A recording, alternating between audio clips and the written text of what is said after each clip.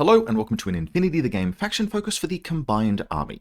In this video, we'll talk about who Combined Army are, how they play, what are their strengths, limitations, and faction identity before jumping into Infinity Army to go through a lot of profiles in this case to showcase the faction. We'll then wrap up looking at a couple of different lists that put a bunch of those ideas into practice.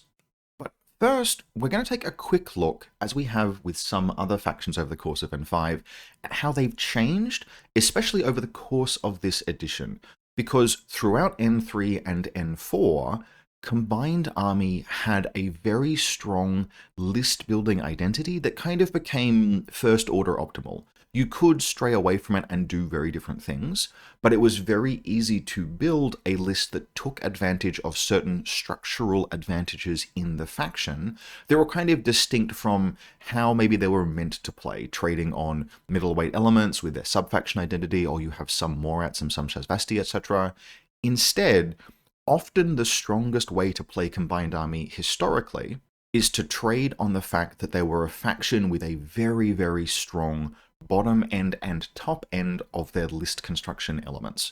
Their cheap stuff historically has been very effective, very cost affordable, efficient access to regular orders, efficient access to warbands and defensive pieces, etc. And then that would subsidize often multiple very strong things at the top end of town, really expensive, powerful stuff, aspects and other elements. And this resulted in an army that could kind of have it all in many respects, up until N5 generally, but the October 2025 update to N5 in particular. And what that update did is actually it buffed some of the strongest things in Combined Army in terms of the physically strongest individual models, but it dialed back the effectiveness and efficiency of the cheap supporting elements that you use to subsidize those. The number of R drones, that's our flash pulse remote, 7-point regular orders we have in a list, was reduced by 1. Icadrons got more expensive, probably better, stronger as individual pieces, you can argue, but they are more expensive and we weren't using them to be individually good, we were using them historically to subsidize our super powerful cool elite shit. And while these nerfs weren't catastrophic to the existing playstyle, they did disrupt it. And speaking purely personally, that kind of sent me back to the drawing board a little bit, and in fact, what I have needed is a little bit of distance between October and now to go and play some other factions, chill out, think about other things, and then come back around and look at Combined Army, in particular some of the new profiles that we have access to, things that were added to the faction, brought in from sub-factions while other things cycled out, and approach the faction with fresh eyes. And what that means is that now, at time of recording, how do I feel about them? Well, frankly, they are the faction I am most excited to play of any faction in Infinity right now. I am super, super keen for them, which is why I'm making this video.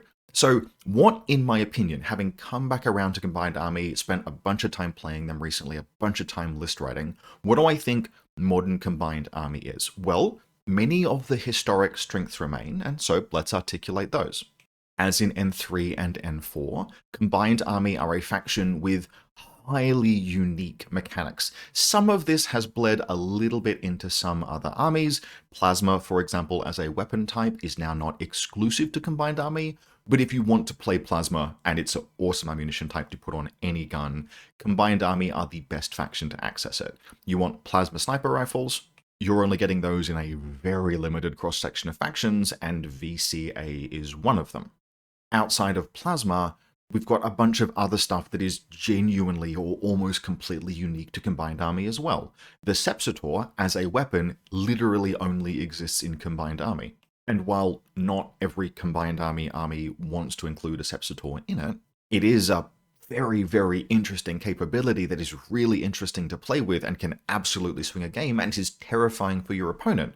So is Prothean. Prothean does also exist in Shazvasti in the same way that sort of Plasma exists in Onyx Contact Force, but we have very good access to Prothean in Vanilla Combined, and it, like Sepsitor, are the only two mechanics in the entire game that I would describe as snowbally, which is to say, when this mechanic triggers, you are left in a stronger position than you were before you used the rule or equipment. Most of the time, when you use a weapon or a gun or a tool, in Infinity, well, you will be using that on your opponent and you will diminish their strength, which means that you are in a stronger position relatively, but not in a stronger position in absolute terms.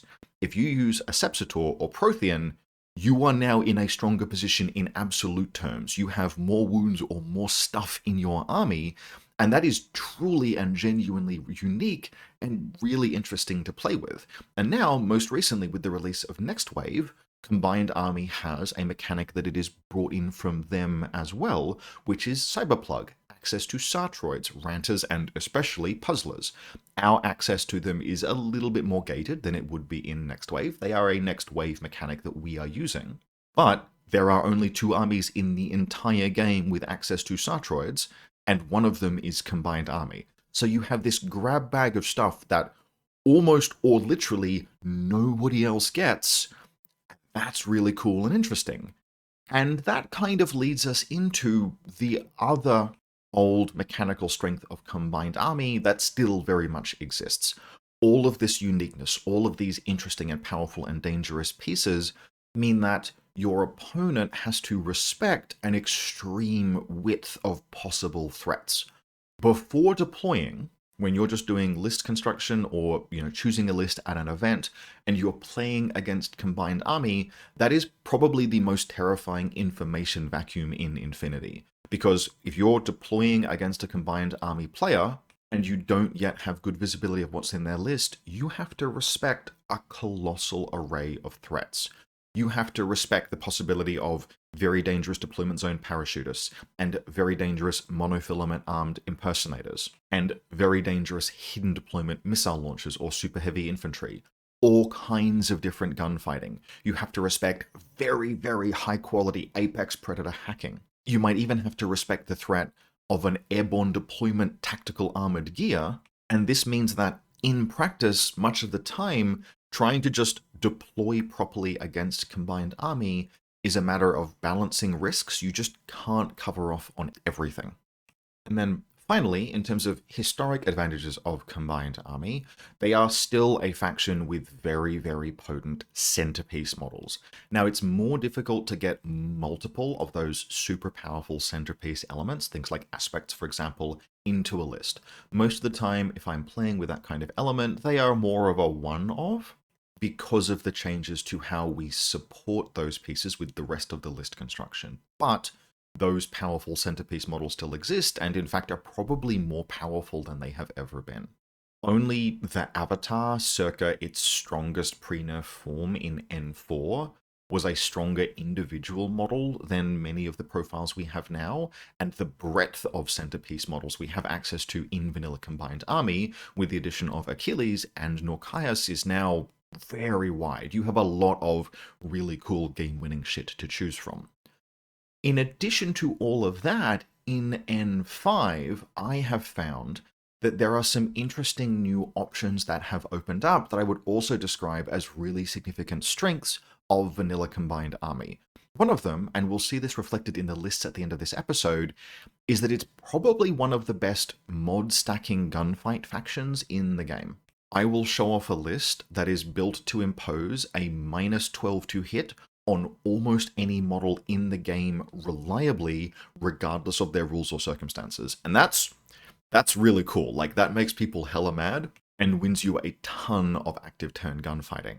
And then, in addition, because this is N5 and we have access to small fire teams in vanilla lists now, Combined Army is actually a faction with some of my favorite duo and Haris options of any vanilla faction. They are a little bit more limited, certainly than sectorals and then some vanilla armies, but they are present, and the ones that we do have and that I use, I really like. So that's a lot of glowing praise. What are some of the limitations of this faction? And to begin with, one of the design costs of having all of these awesome and powerful centerpiece models is that we're kind of by necessity locked into some pretty pricey lieutenants. And this is enforced mechanically. This is something that we don't really have options around. The cheapest lieutenant in Vanilla Combined is 14 points and 1 SWC, and it is a Morat Vanguard, and it is crap. And then the next cheapest lieutenant is 27 points and half an SWC. That is a Nexus Operative Hacker. And then after that, you're immediately looking at high 40s, low 50s, up to 70, up to 122 points.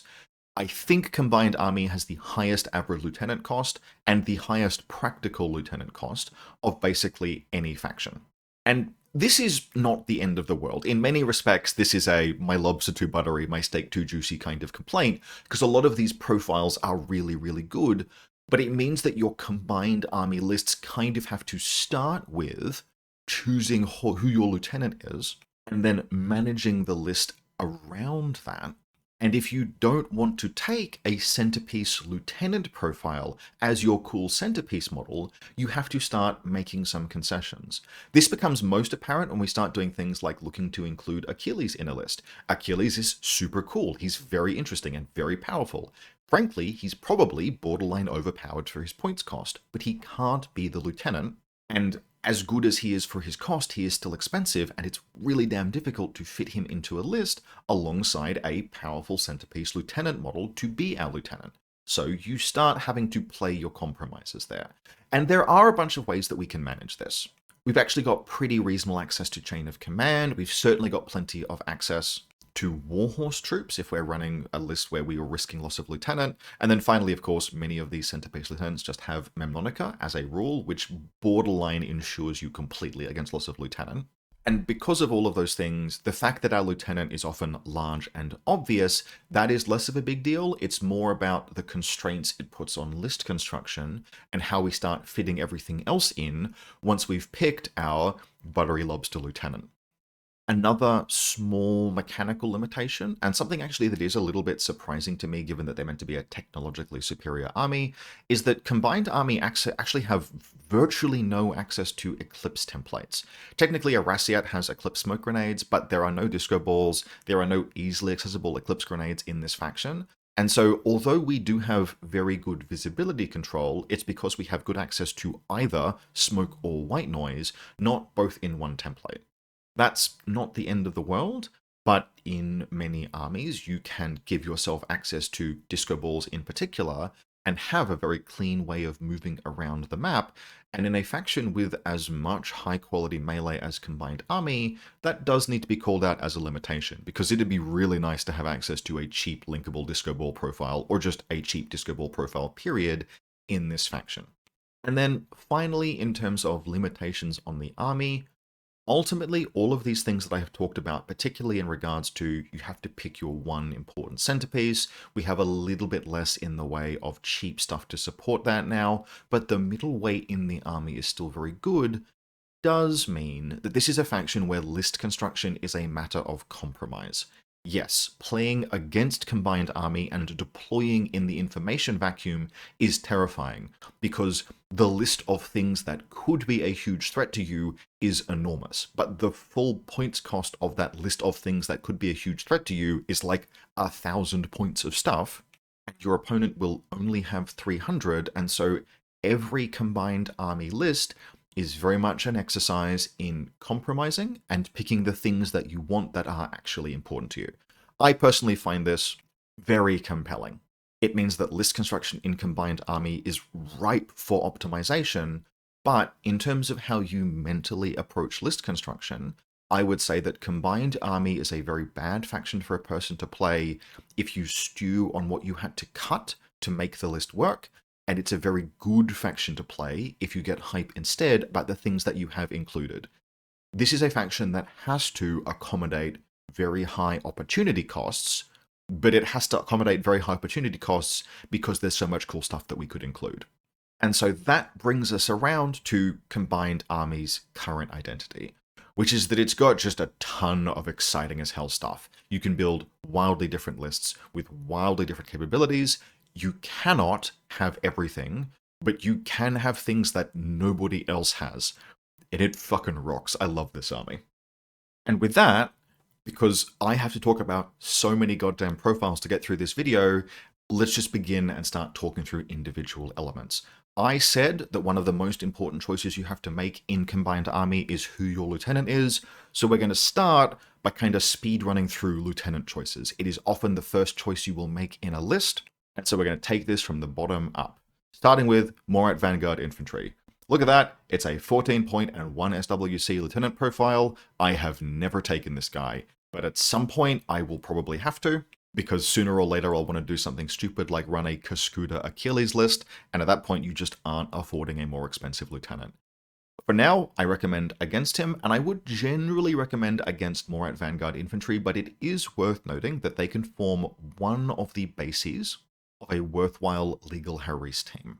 There is very little counts as other things for Fire Team Purity. There's one exception, and it's very notable. We'll get to that soon. But Morat Vanguard tie for the cheapest linkable models that can give a duo bonus to something else, and so you might consider a Morat Vanguard Lieutenant and a Morat Paramedic as the basis for giving Fire Team bonuses to something like a Yaugat. You can also probably reasonably do a very scuffed Fire Team duo if you are taking a Morat Vanguard Lieutenant to afford other things, by duoing him with a Ballistic Skill Attack -3 Heavy Machine Gun.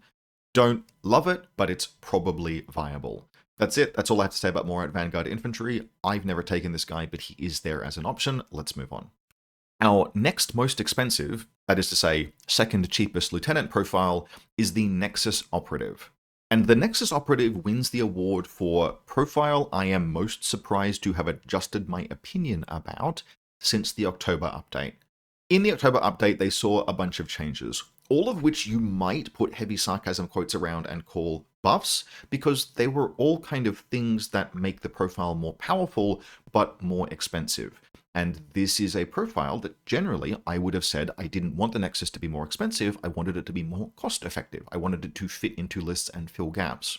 And so please stop giving every profile skills and attributes like extra fizz and extra ballistic skill and number 2 and NCO on all of them, and armor 2 and BTS 6, because as much as the fact that none of those are bad, those are all fine and good, they all add little bits of additional points cost to the profile, which means that you start getting arguably kind of bloated and less affordable Nexus profiles. And so following the October update, I kind of looked at these and went, damn it, it's pretty hard to afford most of those now. I miss my old 16-point Lieutenant. If I want a Nexus Lieutenant in a list now, it is a 27-point hacker. Damn it, guess I'm not taking these anymore.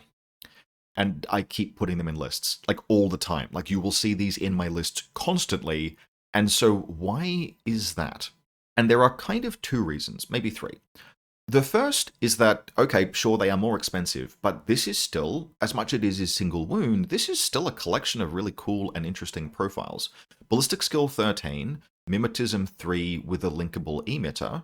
Okay, that's a 23-point chain of command all at the top there. That's kind of interesting. Or 23-point Engineer, AP Submachine Gun, emitter, linkable. 3 dice on 13s with Mimetism on an emitter that might just win you the game if it hits. Okay, I can make use of that. And I can make use of a linkable NCO, and it's relatively cheap chain of command, or it's our second cheapest lieutenant, and so actually kind of all of these can see some use. And there is still the fact that, okay, they are expensive, but there's this weird little factor that kind of ameliorates the cost a little bit. And that is probably the single most important rule that is doing very heavy lifting on the viability of Nexus operatives is nowhere on their profile. It is on their Fire Team chart rules, because they are the only counts as anything in this faction.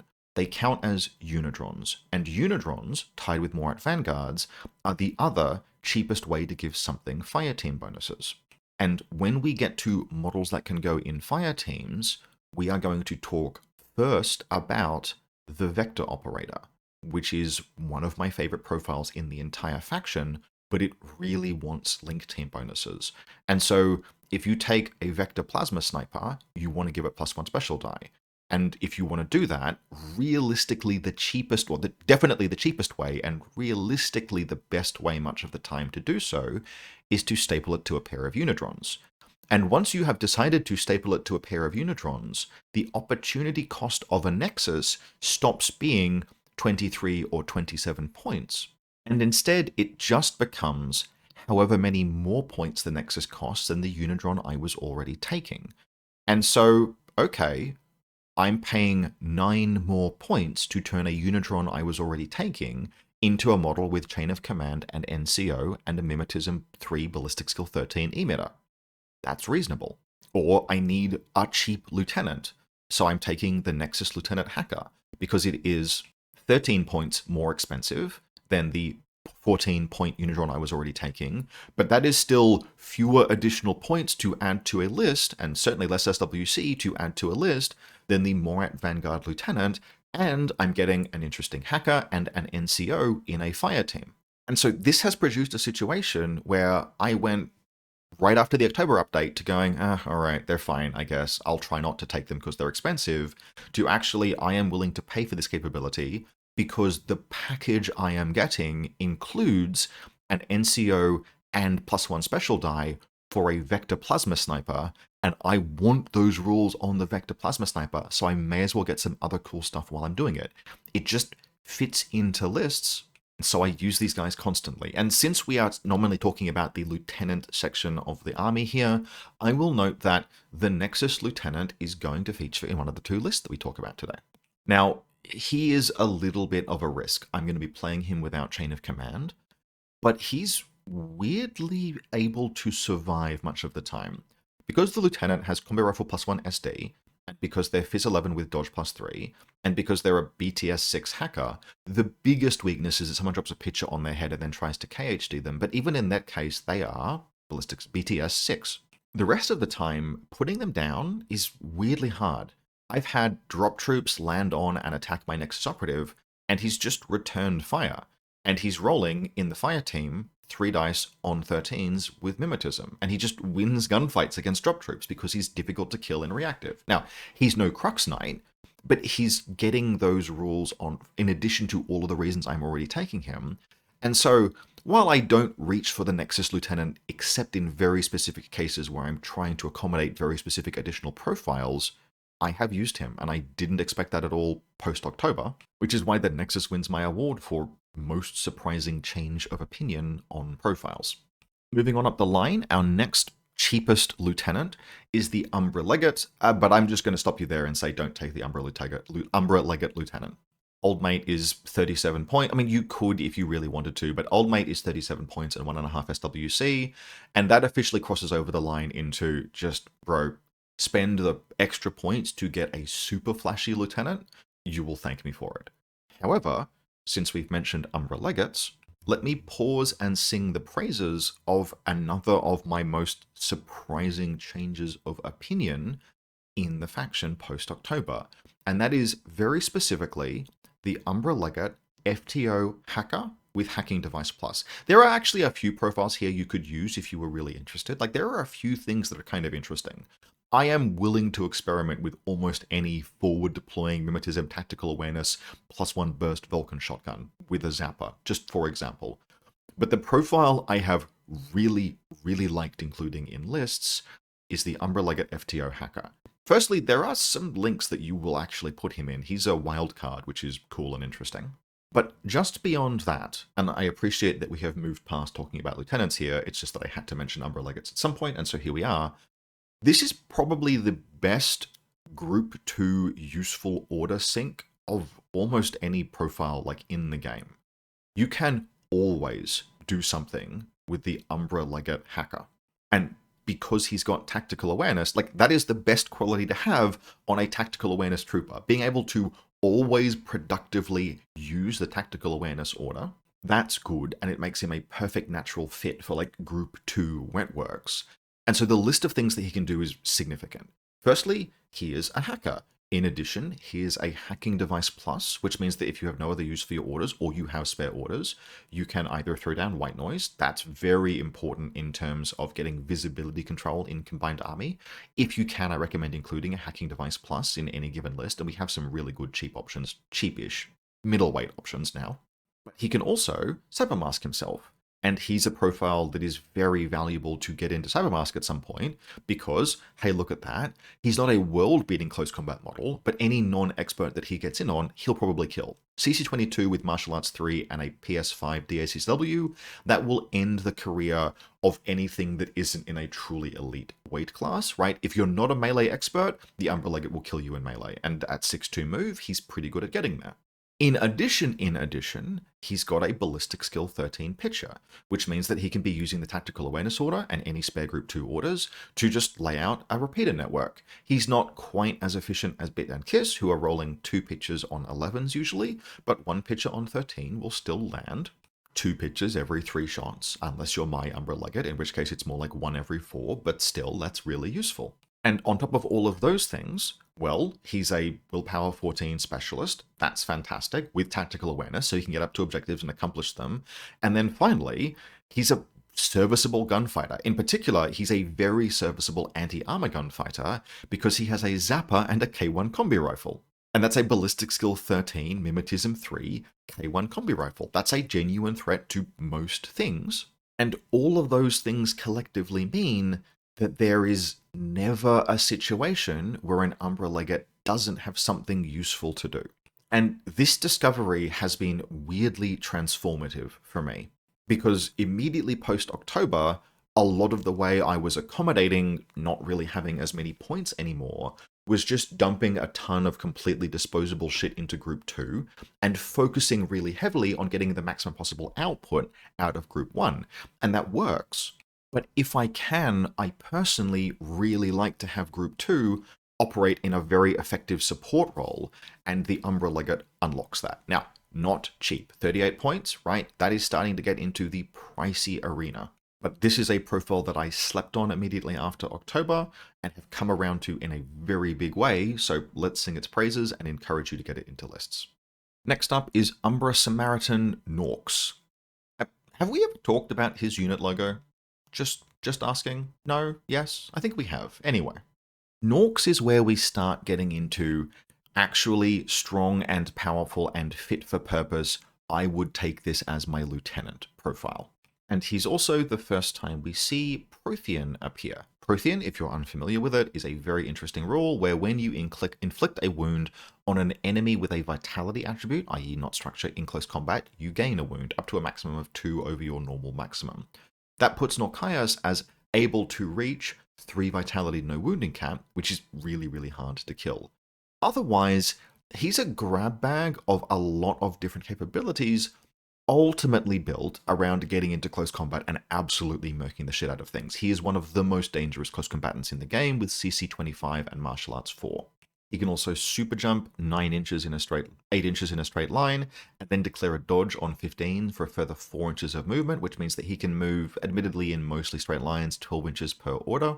And when he gets into close combat, he will almost always kill whatever he hits and gain wounds from doing so. Okay, that's pretty interesting. Why would we not take this guy? Well, he no longer, post-nerfs, gets himself into melee. One of the big things about Norkias at the very beginning of this edition, he was considered one of the most powerful models in the game, not unreasonably, was that he could cybermask. And that meant that he needed virtually no support to reach close combat. That's no longer the case, and while he's still a very serviceable hacker, willpower 15, PTS 3 is fine. He is a regular hacker with total control and extra damage trinity. Like, that's good, that's very useful. None of it gives him cybermask, and so if he wants to reach melee, he either needs to risk ranged AROs from your opponent, particularly things like flamethrowers or zappers are a threat to him now, or he needs support from someone else to provide the visibility. And if that's a Datarazi throwing smoke, that's all well and good, but if you're looking for white noise to get him into close combat, we start putting a lot of points into low armor, lowish BTS, yes, no wounding cap troopers, but we're investing a little bit of fragility. And on top of all of those things, Norkias is expensive enough and dangerous enough and vulnerable enough to enemy counter-hacking that your opponent is going to be very strongly incentivized to try and dunk on him with pitches and their own killer hackers as early in the game as possible. Even if it consumes their entire turn, even if maneuvering to get that pitcher into position, it takes a lot of resources and activity, still worth doing because once he starts moving, he's a terror.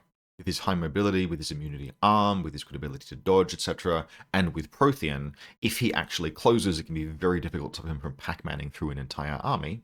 And so people will try and dive and kill him early before he becomes a threat. He's expensive enough to warrant that, and he's expensive enough to suck some of the air out of resources you might use to mitigate that risk. With a Nexus Operative Lieutenant, for example, I can afford a fair few Warhorses into a list, at least, and I can keep the Nexus Operative back. Nexus Operative Hacker is still a risk to run, but he's higher BTS than Norkias, and you can bet he will be as far back in my deployment zone as physically possible. Norkias ultimately has to close, which means that although at 46 points he's technically our 4th cheapest lieutenant, the fact that he must expose himself to danger, right, to enemy hacking, but then also to enemy gunfighting and the midfield, etc., to justify that points cost, means that in practice he's actually kind of more expensive than you expect, because you have to start paying for all of the means by which you ameliorate that risk. And once you start paying that cost, it kind of just puts him very close to, like, proportionally speaking, he is about the same cost as the next most expensive hacker in this list, who I personally prefer over him, which is Cadmus Naish Agent Sheshkin. The choice between her and Norkias will kind of, for many people, just come down to personal preference. They are very, very close in terms of point cost.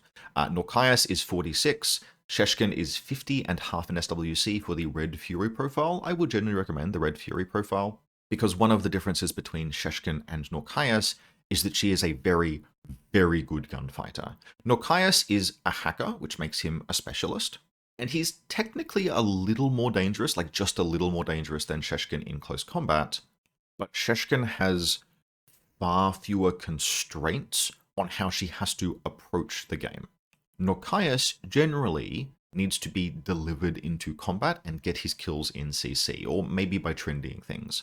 Sheshkin can run at the enemy. She has a nano screen, so she crosses open gaps just fine. And Norkias, who crosses an open gap, is either looking kind of worried at his dinky little K1 rifle, or is trying to dodge, whereas Sheshkin, with a nano screen, is letting rip with a ballistic skill 15, damage 5 Red Fury. Now, unlike Norkias, she doesn't have super jump, but also unlike Norkias, she's just true 6'4 move. And thanks to that nano screen, she's a little better than he is at moving in straight lines. I have heard her described previously, and I think it fits as the platonic ideal of an assault piece. And yeah, she's not a specialist, she can't accomplish mission objectives, the only thing she can do is kill every model in your opponent's army. But as it turns out, I'm very willing to pay 50 points for that. And I'm also willing to pay a little bit extra for example, a Nexus Chain of Command and some veterans, Warhorses for those who only speak new money, to give her a little bit of insurance to let her go and do her thing.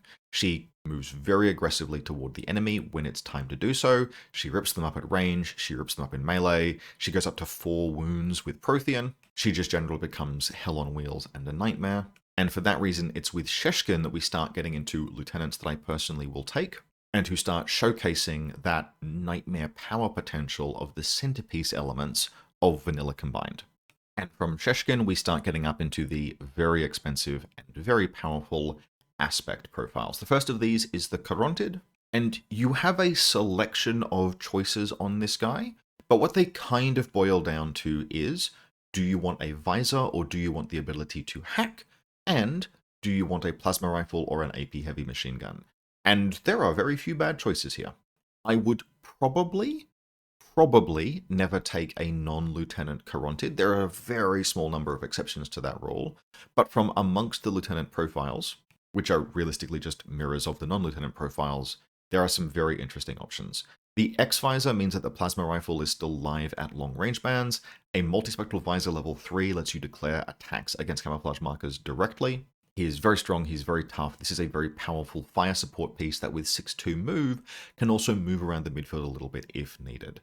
The AP HMG you will usually use as a rampart sweeper. The plasma rifle you'll be a bit more mobile with. Both are very strong. Then we have the interesting choice, which is the Lieutenant, +1 order. And he's probably the more exciting of the two, but not always the more practical. It's a hacking device plus, but to note, no Trinity. And he keeps the plasma rifle and gains a Sepsitor Plus, which is a tremendous and terrifying weapon, which converts enemy troopers with cubes to your side. Yes, that is as fun and devastating as it sounds. It's a template weapon that they can dodge, but if it hits, it's like damage 4 against BTS, and failure puts them into the Sepsitorized state. Alas, Dr. Jones, what was briefly yours is now once again mine. Now, the reason why I say approach this particular profile with care is that this is one of those guys that requires a lot of support. And the reason for that is that he's a very muscular hacker, but he does not have access to Trinity. And so if you get into a hacking duel, you need to have paid for other models that can win those hacking fights for you. And that starts to significantly increase the cost of the elements that you have in your list, because while there are some good killer hackers in Combined Army, if you want something that can go toe-to-toe with an Interventor, you start having to really spend. And I think these days, the time of the Carontid plus Anathematic list, which was a very, very powerful N4 archetype, has kind of mostly passed. Carontids and Anathematics are still very, very powerful, but that's the kind of list where the cost changes and the availability changes to the cheapest parts of our army have had the biggest impact. You can nominally still run it, but the rest of the cupboard is pretty bare at that juncture.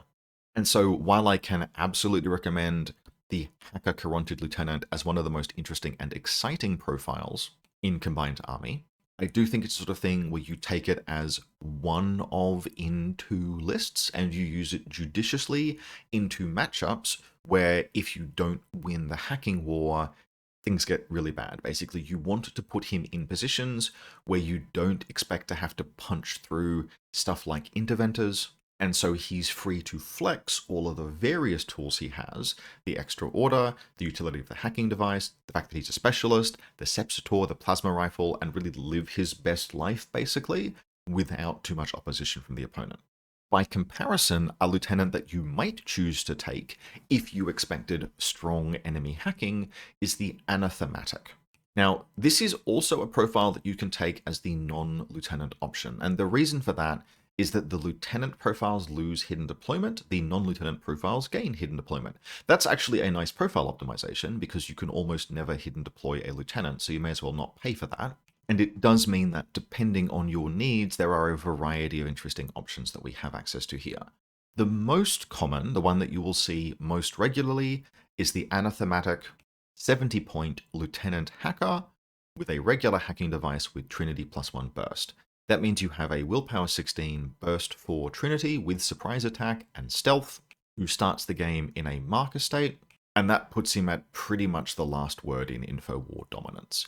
If you also take an E-Drone, you can give him a Firewall because he's heavy infantry, or you can just run Bit and Kiss, drop pitches on the enemy heads, reveal the Anathematic out of camouflage, and just kill every enemy hacker.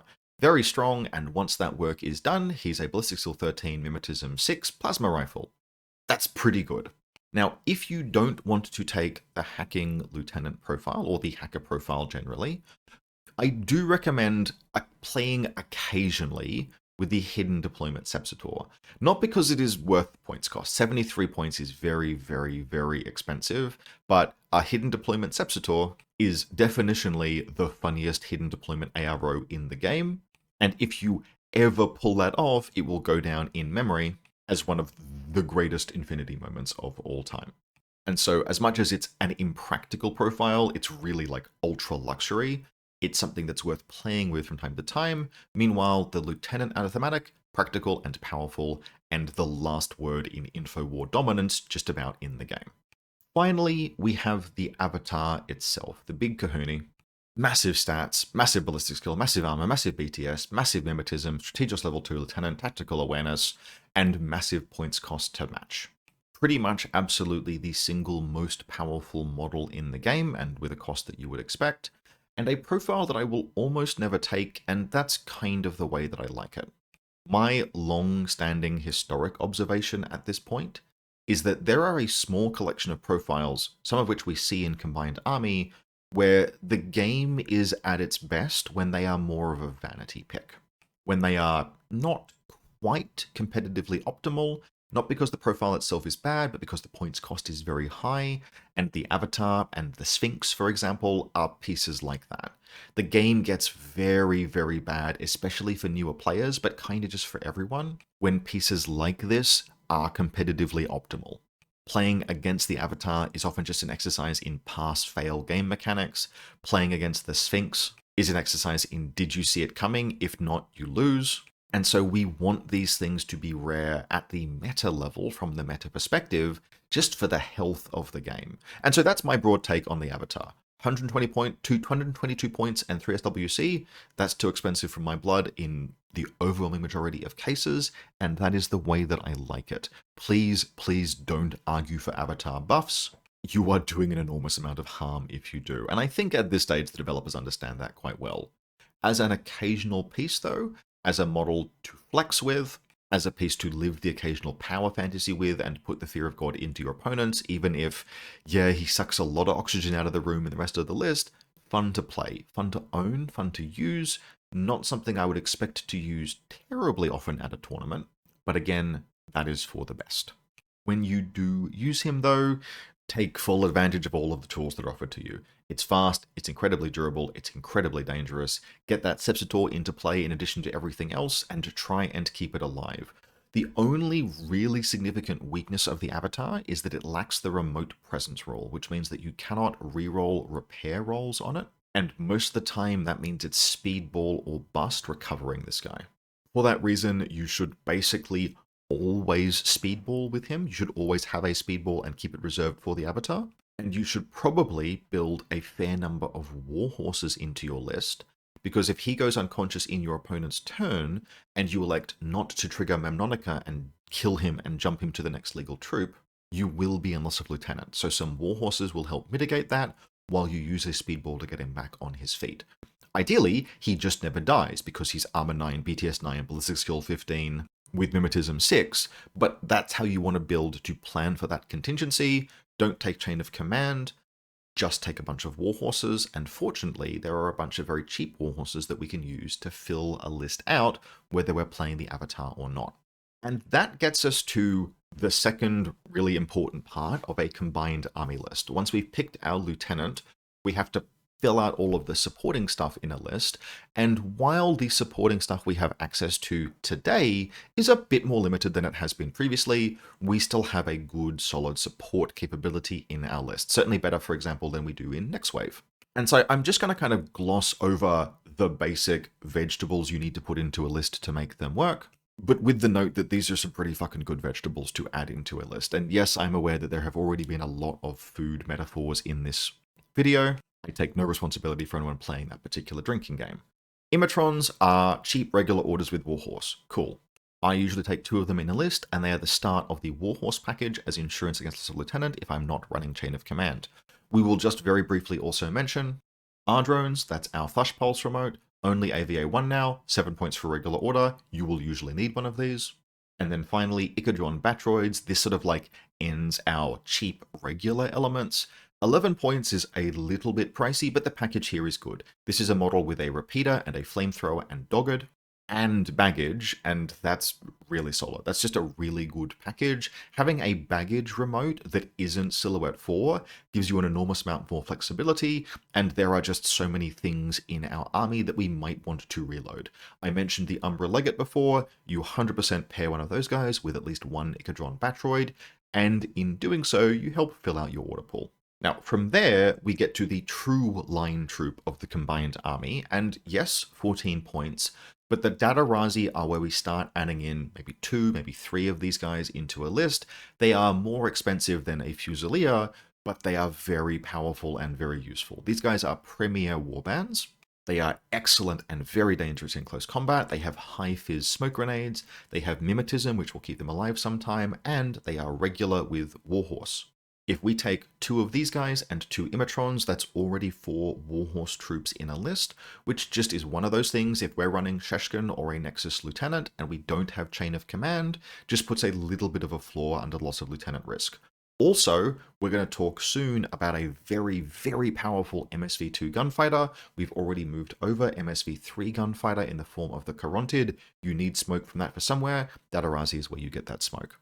Don't be afraid to spend orders on these guys either. Like, they could spend their entire game just throwing smoke grenades, maybe using their impetuous order occasionally and being regular, and that would be fine, but some of the time it will be the correct play to impetuous and then activate 3 or 4 times, run to the enemy deployment zone, and just throw a bunch of grenades over walls.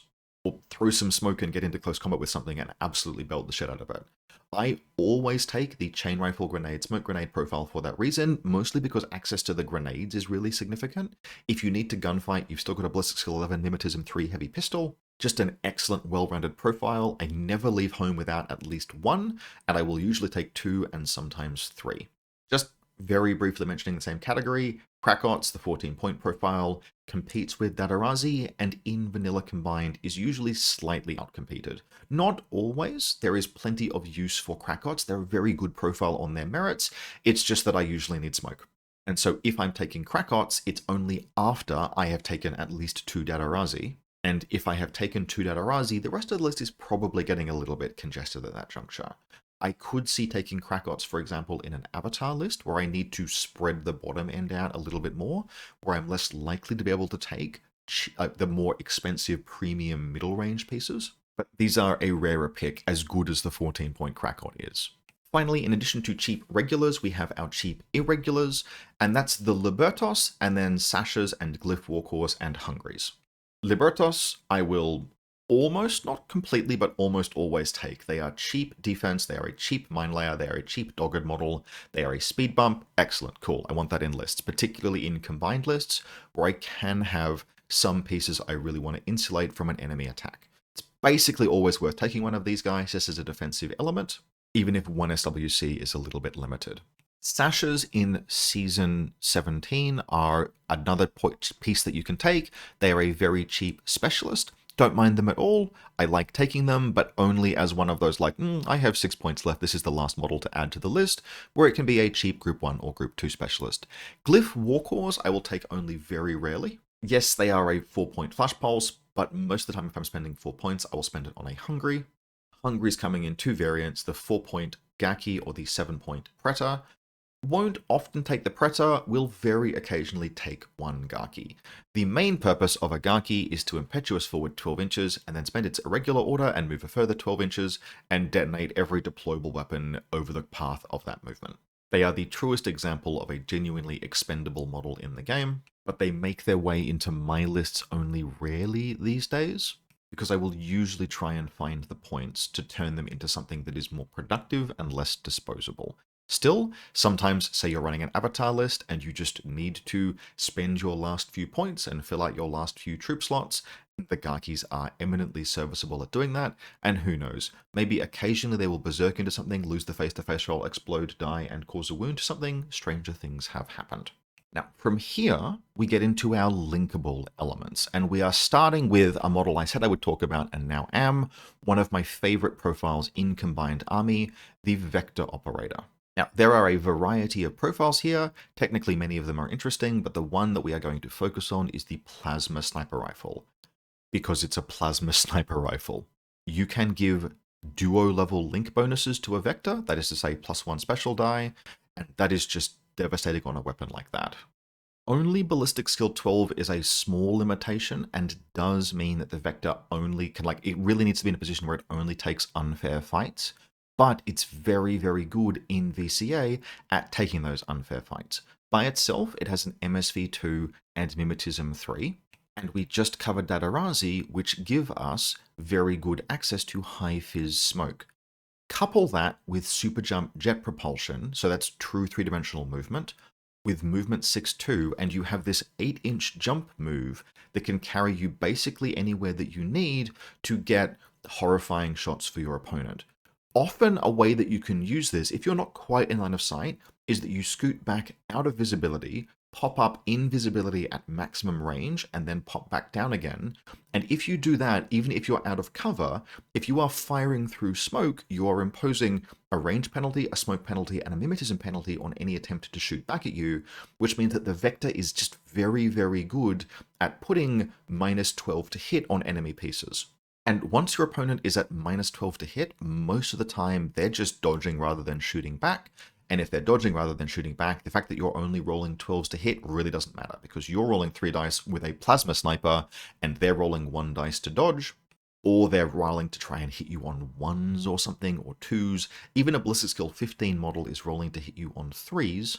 And that means if you get your range bands right, the Vector puts the fear into even something like the Avatar, and there are very, very few models that can do that in the game. Now, you do need to protect it. This model is Armor 3 BTS 0, and because it is an extra, if its suit is breached, it will die immediately. It has no unconscious state, so once it dies, it ain't coming back. But for as long as it is alive, it is potentially game-winning firepower, made even better by the existence of radial deployment scenarios in the current ITS season, where sniper rangebands can really come into play. Having dominance of the sniper rangeband in those scenarios is outstanding, and the vector operators can contribute to that in addition to being part of the list package that allows you to just put massive visual mods on your opponent and roll dice until they're dead. Now, as noted, if we're going to be running a plasma sniper, we need to give it +1 special die, and that means we need something to link it with, and that means usually for me, a Unidron and a Nexus. Just take the cheapest Unidron that you can, or if you're running a Nexus hacker, you might take the K1 combi with Firewall because it gives you a firewall, but just whatever you can afford here. Unidrons are interesting and annoying defensive pieces. They have remote presence and dogged and plasma weapons, but the main purpose here is to provide a special die to a much more dangerous weapon. Sometimes Unidron will do something on its own merits, and that's awesome, and I will never besmirch even a plasma carbine, but yeah, these are mostly here for the link bonuses. Now, I will very briefly mention the other way you might give bonuses to a vector operator. That's by linking it with either void or base operators, but the cheapest base operator is 17 points, the cheapest void operator is 19 points. It just starts getting much more expensive. I don't hate any of these profiles, but I have pretty aggressively moved away from them, and I will stay moved away from them unless they get a tag that is something like extra that the vector operator shares. The vector is the hero here. Void and base operators are very second fiddle, and only very occasional choices, perhaps if you're gagging for killer hackers, for example. Now, a much more interesting linkable options, and one of the selling points, I think, of both Morats and Vanilla Combined Army, are Rodok, which are available post-October, maybe before that, I forget, to duo in Combined, and this is one of my favorite duos. The Thunderbolt Rodok, and then your choice of either the Hacker with Trinity or the Paramedic Rodok, that's just a fantastic duo. Yes, only ballistic skill 12, but very good super jump and mimetism, and the Thunderbolt is firing 4 dice with very forgiving range bands, and they're all cheap, and they cost 0 SWC, we'll see that used in one of the sample lists at the end of this video, and they're 2 more Warhorses, which has just a bunch of utility, in addition to being that loss of lieutenant insurance.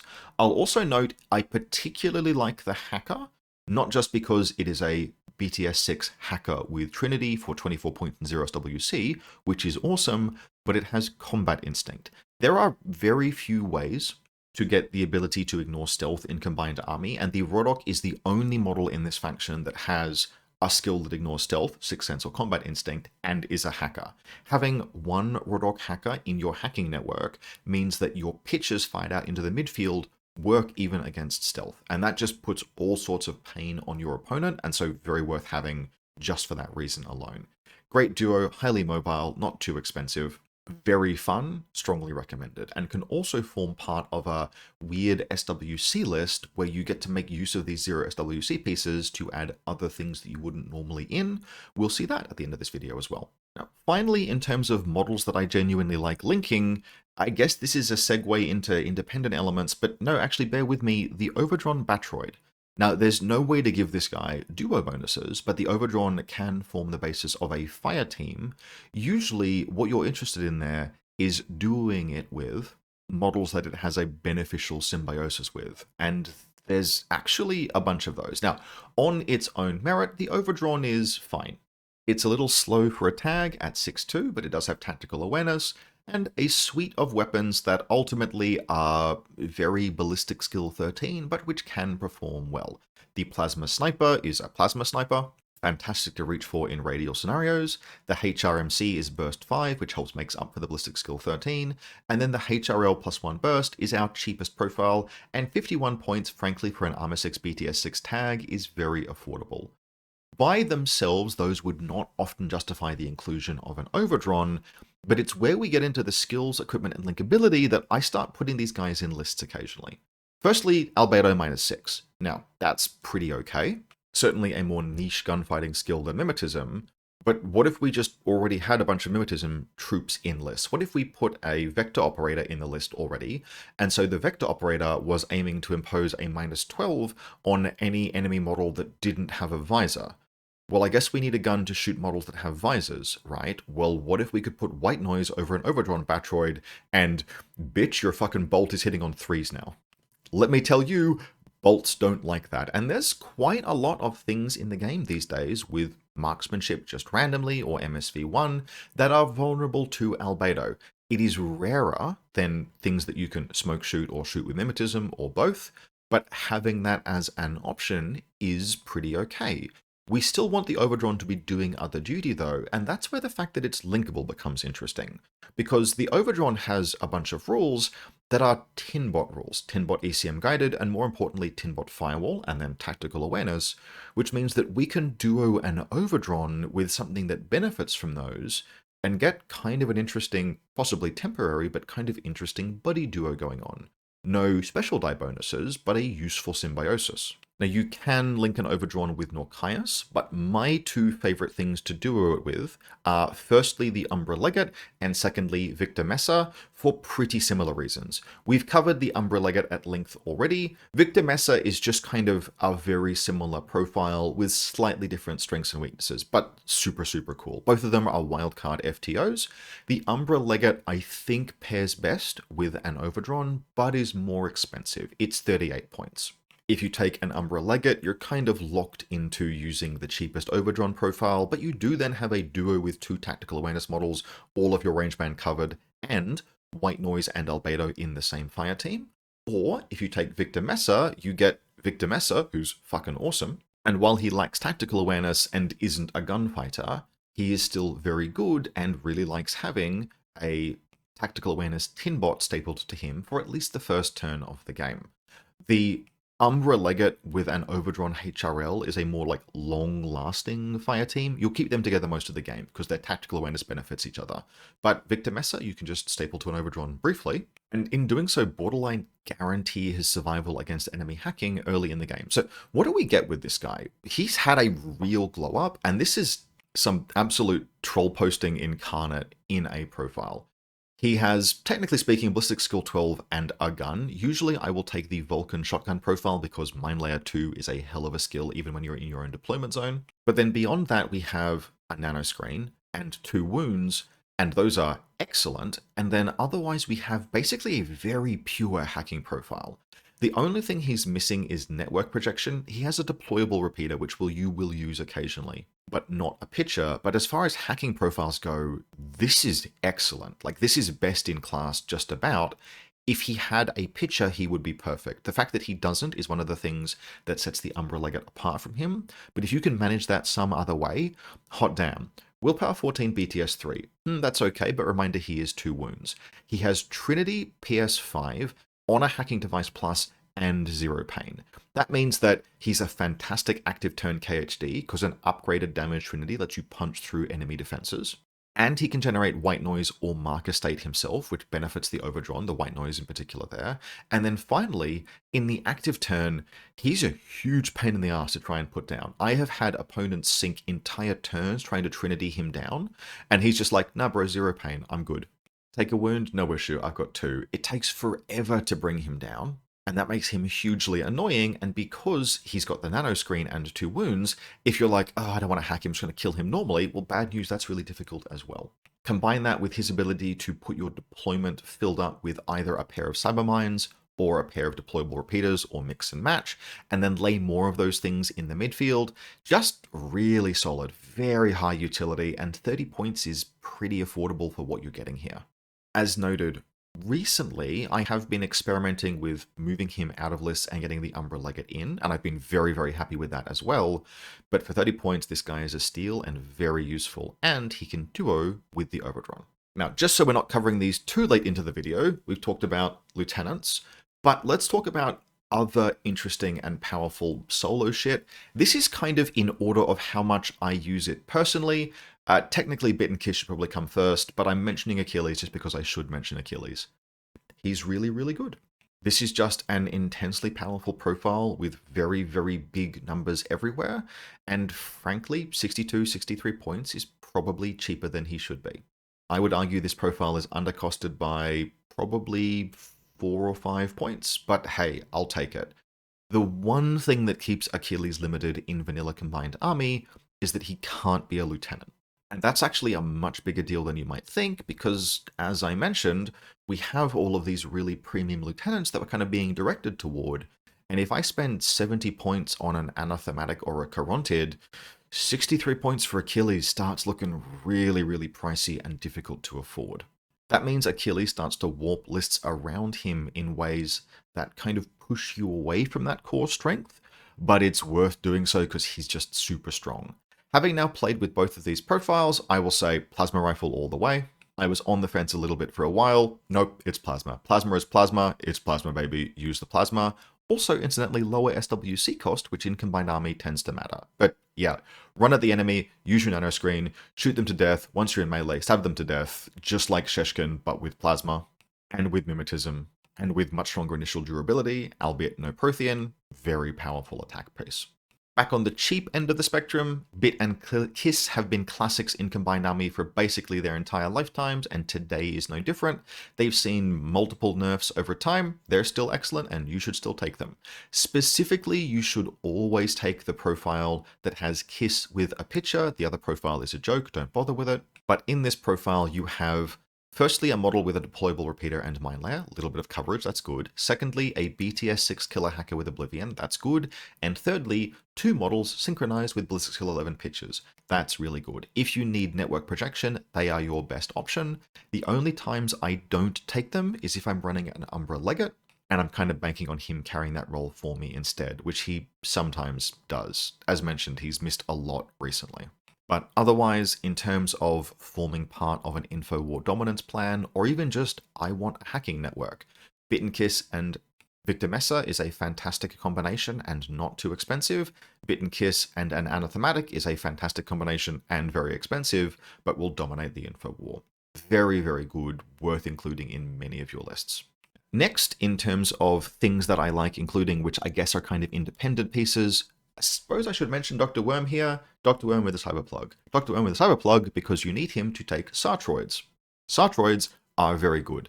The Ranta is okay. The Spitfire and Submachine Gun are my 2 preferred profile. The Mark 12 is a bit too half-pregnant for me, but it is 0 SWC. And this guy represents a 16th Trooper because he's a peripheral with very good mimetism and high ballistic skill, who is a remote and therefore can be given marksmanship with an Evo hacker, but just solid. Even the 12-point piece going into suppressive fire is disposable and dangerous. And once you've taken a cyber-plugged Dr. Worm, that's a Medtech Obsidon Medcanoid for those playing at home, you may as well take a Ranta because you can only take 1 Ranta and only one of the other Sartroids, and a Cyberplug allows you to have 2 peripherals. So the opportunity cost for a Ranta is very low because realistically you are taking a Cyberplug so that you can access the Puzzler. The greatest Goblin profile in the game, surpassing even probably the N3 Libertos. Always take the hidden deployment profile and just revel in how useful it is. It is a hidden deployment Emerat. It is also a hidden deployment Acrylat Canone. And finally, it is a hidden deployment 8-inch move infiltrating deployable repeater. These are just incredible. These can completely scupper entire plans. Your opponent has to live in fear of this electromagnetic template dropping out of the midfield anywhere. Often this will be a reserve drop, but even if it's not, it represents just a huge amount of potential power, and the only way to handle it, right? If you don't have a sensor in your list, you have to just suck it up, accept that at some point the Sartroid is going to appear, and then try and manage it from there. Kill it as quickly as possible once it arrives, accept that it's going to brick one of your heavy infantry, and then move on with life. The only thing that keeps me from snap picking these in every single list is that at 24 points for the med tech, genuinely very high opportunity cost. Sometimes having him is really nice in a list, but I don't include him in lists terribly often these days, because that's a lot of points for a model. Once we add on even 24 points for a pair of Sartroids, that is a 48-point package, and there's a lot of really, really good things we can fit in Combined Army for that points cost. Still, Sartroids are exceptional, and so making the investment can be worthwhile, just not something you include in every single list. Now, from here, we need to move quickly. So I'm going to jump over a bunch of the classic all-time hits before moving on to some lists to showcase the end of the episode. Noctifers. It's a hidden deployment missile launcher. Actually, I like all of these profiles. I want to experiment a little bit with the Spitfire, but even the missile launcher can do some active turn work, either at long range or short range with the assault pistol. This guy's kind of like the OG hidden deployment piece. And while other things have emerged since that sort of usurp the role, still very good. I am guilty of not putting Noctifers in enough lists because the correct number of lists to put the Noctifer in is some, enough that your opponents remember that it exists and are afraid of it and jump at shadows occasionally. Realistically, much of the time, Ballistic Skill 12 will let you down a little bit, but provided you can find the 1.5 SWC, 30 points is not unaffordable. And much like the Puzzler, the tailspin that a missile template in ARO can project onto your opponent's turn is not to be underestimated. And now that I think about it, I really need to play a list with both a Noctifer and a Puzzler at some point, because there's some genuine synergy there, like putting a Noctifer next to Dr. Worm so the Dr. Worm can bring it back up rather than going dogged. I need to try this. Maybe that will make an appearance on a battle report at some point in future, but yes, recommend Noctifers, not in every list, but in some. Similarly, the Rassiat Diplomatic Division, very powerful profile, but expensive and single wound. I usually recommend the Spitfire, although you can get away with the 25-point boarding shotgun, but basically the idea is this guy is a parachuter's deployment zone, gun, and melee profile. His melee is just good enough to be a threat to any like random Fusilier hanging out, and he has Eclipse grenades to get into that close combat. But the ideal state is that he arrives on like turn 2 after things have unpacked a little bit and just spitfires a whole bunch of stuff in the back. It was true in N3, it was true in N4, and it's still true in N5. A Rassiat is a piece that can absolutely blow the game out, and in many respects it's better in Vanilla Combined than Morats. In Morats, it's always very obvious if a Rassiat is coming, but Vanilla Combined has just enough midfield to obfuscate the existence of a Rassiat if that's what you want. And even if you are taking a Rassiat, his points and SWC are so close to a Noctifer's that taking one forces the opponent to at least think about the other until they appear, and that has value all of its own. That fog of war living rent-free in your opponent's head makes taking either the Rassiat or the Noctifer worthwhile, and them existing in the same army, if not the same list, complement one another for that reason. Now, another classic, we have the Speculo Killer, and another piece that I don't use quite as often as I probably should, because a little bit like the Noctifer, she can be very feast or famine. At the high end, this is a Willpower 14 Impersonator with CC22 and Martial Arts 3, and a monofilament weapon, which means the best possible performance is that she kills the most valuable thing in your opponent's army in one order on the first turn of the game, which is really, really good. However, the bottom end of her performance is either that she fails the willpower roll to impersonate, or you deploy her outside the DZ, and then she moves a little bit, and then she reaches close combat, and then she makes an attack. And after all of that setup, it turns out that monofilament is not actually that high damage, and your opponent just passes the save. And I do feel that has happened to me slightly more often than perhaps it should, but 26 points and 1 SWC for the cheaper profile, the boarding shotgun, is still pretty reasonable to pay for that.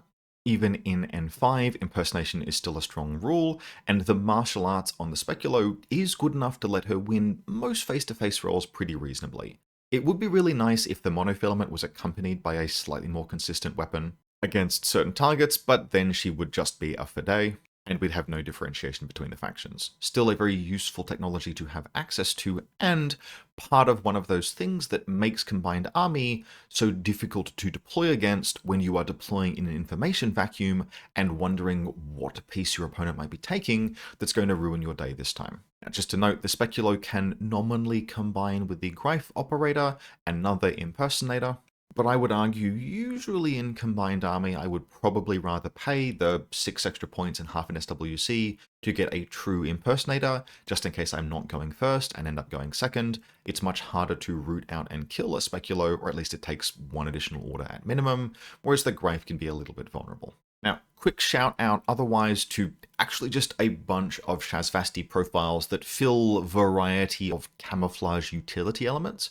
We aren't going to individually go through all of them, but you have your pick and mix of Shrouded, Malignos, Caliban, technically the Mentor, the hacker profile isn't bad, and Seed Soldiers. And of all of those, Seed Soldiers have kind of emerged as my favorite, mostly because of the points cost. They are cheap and they will do most of what you need an infiltrating camouflage specialist to do, because they aren't a true infiltrating or even a true camouflage specialist, but they have a facsimile of skills that get them most of the way there, and which keep their points cost way down. 18 points for that paramedic profile. Like, there are no other infiltrating, or at least I can't think off the top of my head of any other infiltrating paramedics, which can be very relevant, for example, in the most recently added scenario to the game. And even the infiltrating forward observer, 17 points for a willpower 13 specialist. The cheapest of them, the boarding shotgun, is 15 points, and that's not much more than a Krakot or a Dadarazi for a model that is a camouflage marker in the midfield with a combination of weapons that are like weird and interesting. Because all of them share a few common weapons, which are the Panzerfaust and the Chest Mine. And that gives them active and ARO options that are like, huh, that's interesting. Now, you won't terribly often surprise attack hatch Panzerfaust, or ballistic skill 11 one shot, but maybe sometimes you'll get a back shot into something that wasn't thinking about the camouflage marker on the rooftop, and that's pretty cool. And the chest mine especially, which is shared across the two profiles, that's really cool, because while you are in Seed Embryo form, Armor 2, BTS 3, and a chest mine makes this cheap and cheerful infiltrated, well, forward deploying specialist actually annoying to kill, right? Because if you go after it and you discover it and you come around the corner, okay, look, I'm cheap and I'm Armor 2, BTS 3, have a chest mine. And so where the same amount of effort against an equivalent enemy trooper might net you a 20 or 30 point skirmisher and not cost you anything, going in after seed soldiers often will cost you a wound, and they're cheap, and they're forward deploying and specialist, and that's what you need in many scenarios. I don't use them always, but I'm a big fan of my luxury pieces in Combined Army, and that has a tendency to edge out competitive elements like the Caliban, the Shrouded, and the Malignos, who are true camouflage specialists with either forward deployment or infiltration. If I want the cheap budget version, well, we've got Shrouded from Wish here in Seed Embryos and Seed Soldiers, and I like me that. Now, there are a few things that we are just having to leave uncovered for the sake of brevity in this video.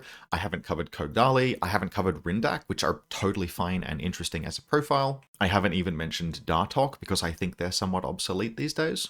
But as a last final thing to cover before we jump into the armies at the end of the video, Cascudas. A little bit like Sphinxes, not enormously practical for competition play, but very fun to play from time to time. A Sphinx is a little bit impractical because if your opponent is prepared for it and knows how to stop it, it's just very, very expensive. A Cascuda is impractical because it combat jumps on 14s, which is very good most of the time, and very bad when it fails, and it's a 64-point model that really can't afford to be anywhere other than having landed in the worst place for your opponent. Even if you take an Evo hacker to give it assisted jump so you land on 17s, an 18, 19, or a 20 is still guaranteed to occur at some point and will ruin your day. And so for competition play, especially for like 5-round events, just not really practical. But for casual games where we're not playing for sheep stations, go nuts. This is a fun as hell profile. It's a tag with combat jump. I feel like I don't need to explain that anymore. It's a tag with a multi-rifle, ballistic skill attack +1 burst, high damage ammunition, that combat jumps down and starts killing all of your opponent's stuff. Super cool. Not very practical, but super cool. Now let's talk about some lists. Both of these lists will have some pretty similar themes in them. They are by no means the only way to play Combined Army, and as noted, you're going to see some compromises being made here. We haven't managed to fit Sartroids in either list. I want to play more with Noctifers. I'm not actually even running an Aspect Lieutenant in either of these. These are just two of the most recent lists that I have played and therefore can personally vouch for, and both of them are interesting to me because they are evidence of some of those opinion changes I have had about certain profiles, which I find really exciting. The first of the two is a Sheshkin list, and this list is built, among other things, to be dangerous and powerful and etc., but also this is the list that puts a -12 visibility modifier on basically every enemy gun in the game. We start, however, with Sheshkin. She's Sheshkin, she's powerful, she's the platonic ideal of an attack piece, and she's going to have either smoke or white noise, or she's just going to run at the enemy and shoot them to death, just powerful and dangerous. This is a fantastic kind of a model to use in a list, in a mission like Unmasking, for example, where she benefits very strongly from being able to gobble up enemy civilians. But in any scenario but the most mission-oriented, where you have so much to do that you can't really afford to go on attack runs, she's a great choice. We then have the Vector, Unidron, and Nexus Fire team, where the Nexus is doing that thing that I mentioned.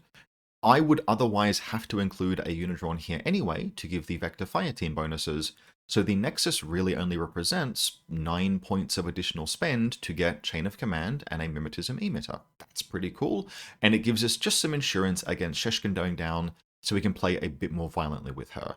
Or if it's not the turn for her to go off the leash, cool, we have an NCO to make use of the Lieutenant Order. We then have Bit and Kiss, Dadarazi, Imatron, Icadron, and a Sasha, which gives us a few order outlets if neither the Vector nor Sheshkin are going on a tear. We can use the orders in this combat group to have the Sasha move forward and do objectives, we can have Dadarazi run forward and throw grenades, or we can have Bit and Kiss just spew out a whole bunch of pitches everywhere and start killer hacking enemy hackers. In combat group 2, we then have an Overdron with Staldron, Heavy Rocket Launcher +1 burst, and an Umbra Legate FTO. Now, I will note there is an alternate configuration for this duo that I recommend if you are playing a radial scenario in particular, or if you want the list to skew more towards hacking dominance. For exactly the same points as this duo, you can give the Overdron a Plasma Sniper +1 burst and replace the Umbra Legate with Victor Mesa. This gives you most of the same capability in many respects. What you lose out on is a tactical awareness order and a pitcher in this combat group. And I would actually kind of recommend maybe pulling a model down into group 2 to give it enough orders if you run Victor Mesa instead of the Overdron. You lose the Umbra Legate's various utility, but the Overdron having a sniper rather than a rocket launcher weapon is very meaningful in radial scenarios, and Victor Mesa, in addition to being all of the cool things that he is, gives you a hacker that is capable of going toe-to-toe with even very powerful enemy hackers. Mesa in particular has 0 pain to survive the reactive turn and Trinity damage 5 to go offensive, and the Legate has neither of those two. The Legate is more suitable when you expect to play kind of a more moderate hacking game, just a splash of hacking and utility. Mesa is for if you want to actually fight for dominance of the info war sphere. And so in scenarios where either Mesa or the Overdron update is worthwhile, make that change, cut the Legate for Mesa, and give the Overdron a Plasma Sniper. Rounding this combat group out, we have Dadarazi, Libertos, and an Ardrone, just useful things. Now, this is a list that I have field tested. It's performed very well. I'm very happy with it. And especially with the Mesa version, it has just a ton of deployables to slow the enemy down and mess with them. So it even defends reasonably well, which is something that's important these days, and is an example of a modern combined army list that makes use of some of these pieces that previously, pre-October, I would never have considered, sometimes because they weren't available. And as a similar example of a similar kind of list, we have our second sample list on screen now. And this is a list that was originally built just to play the Cutthroat scenario, hence the name. But on finishing writing it and actually playing it, I think I'm game to play this in just about any scenario this side of Achiel interference. And this is a list that makes Achilles fit, and that's part of why we aren't running an aspect, but there's still plenty that's going on here. So we have Plasma Achilles, a Dadarazi, and then my beloved Rodok duo. We have the Thunderbolt Rodok and the Hacker with Killer Hacking Device, Hacker with Trinity, both of which are pulling a ton of weight in this list, but 0 SWC really matters here. This is a list that pushes SWC a really long way.